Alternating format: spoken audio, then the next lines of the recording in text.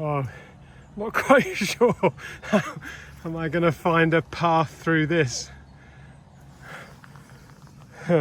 Poor shoes. Today I'd like to take you back to April 2018. It's the 24 hours before my stroke. And I'm going to share my experience and discuss the physical and the mental warning signs I unfortunately overlooked. So let's just pause for a moment and reflect on times when you may have pushed yourself too hard or neglected your own instincts. Of course, listening to our bodies and our mind is essential, but I'll still share 3 practical ways to better tune in to these signals.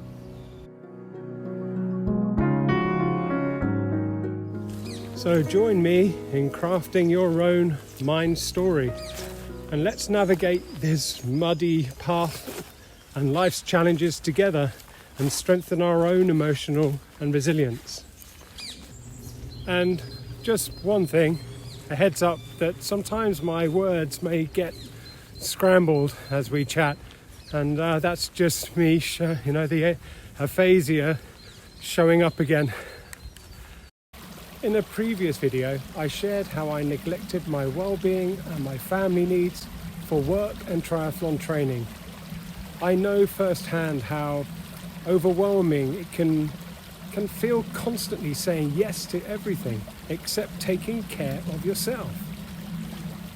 And just a question for you, have you ever been so busy doing that you forget to just be and listen to what you needed? So let's review the events that were leading to my own stroke, and let's talk more about that. I'm gonna reflect back on that day before my stroke, and really, if I remember some of those sensations throughout that whole day, I was really exhausted. My muscles were sore, and they felt heavy. But despite this, I didn't take a break. And one more thing, I decided to go for a run after work, and that was a huge mistake. It's like I was still feeling knackered after delivering a training workshop for a big group. And yes, I was still not properly recovered after a race. I did a triathlon race, a race that I did 2 days ago. And then I think back about the night before the stroke, and I had difficulty sleeping. And that's just my thoughts were racing around, and I was overwhelmed thinking about a workshop for the next day. The other things about the sensations were not really having enough water, not taking breaks, not only eating snacks, and I think that ended up being, feeling irritable. And that's when I kind of did the most stupid thing. I decided to go for a 5k run. That 5k run became in a race. I became a sprint. I pushed myself again. The headphones are on, the music's running, and as soon as I finished, my body just crashed. I mean, seriously, I had nothing left.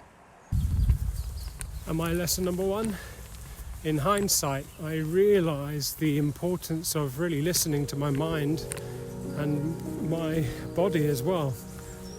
And when I was feeling exhausted, really I should have just recharged and renew properly. My second experience during that day was really about trusting our intuition, and I think that's really crucial to our own well-being. I was ignoring my own gut feeling, and this was a misstep. After my run, and as I moved through my own living room, the world seemed to dim, and it became unclear. My head was pounding, and I think that was signaling that was more than just mere exhaustion. I stopped for a glass of water. I was going to walk up the stairs, but then before I even could start, my brain started to my voice kind of chatter, and it started to belittle my symptoms. It kept telling me that it was just a headache, that I I shouldn't sleep.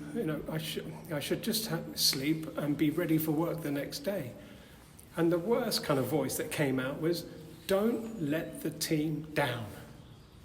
So lesson 2 was that I was suppressing my symptoms, I was ignoring my body signs, but I did listen to my mind chatter.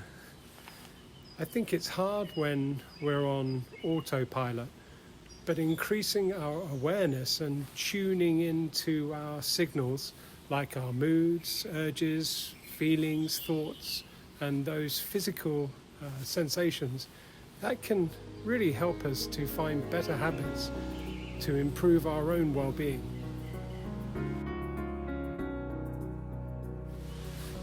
So, lesson 3, and seeking help when needed.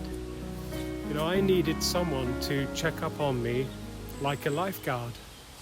Did anyone at work notice how I was feeling? During that day, were they asking, how are you? It's probably hard to say because everyone else is always on their own busy, they're always busy on their own stuff. But maybe they did notice, but I didn't acknowledge this myself. I'd probably say I'm fine, I'm okay.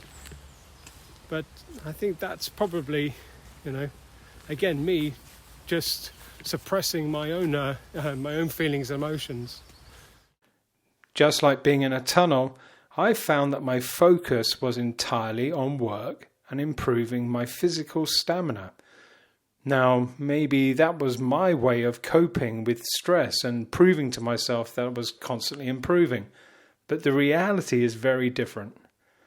I lost a lot of human connections by doing this, and my focus, just like being inside that tunnel, was very narrow. It was work and personal physical improvement. And that was all I had. I lost touch with my human connections, and that is a very important part of what might have actually saved me in the end.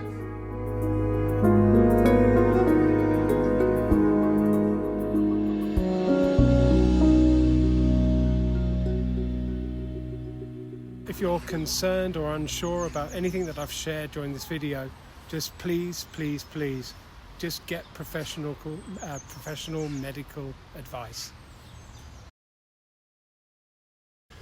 I'd like you to look out for my next video. It's called a total short circuit. It's the consequence when my brain and my body said enough. In this video, I'll talk more about, the fact that I didn't want to go to hospital despite my family's urging, and what happened because of it. So thanks for joining, and remember, please take a moment to ask, to listen, to take action, and just check in with each other, because that really makes the difference, not just for you, but for someone else.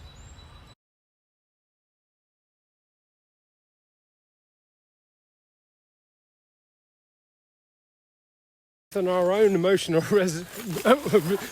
resilience. I've just stripped, I just went right the way through some brambles, and I'll have to do that again. Okay, I'm using a Hohem iSteady M6, which is like an AI tracking on a gimbal, and I've got my phone hidden there to look at me across the bridge. Anyway, part of it is to get the thing to track or not, and it starts and stops.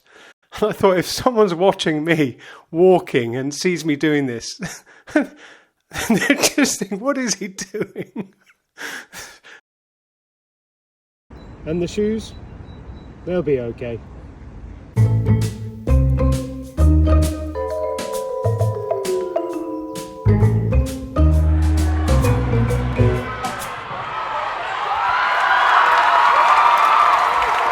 Disco dancing.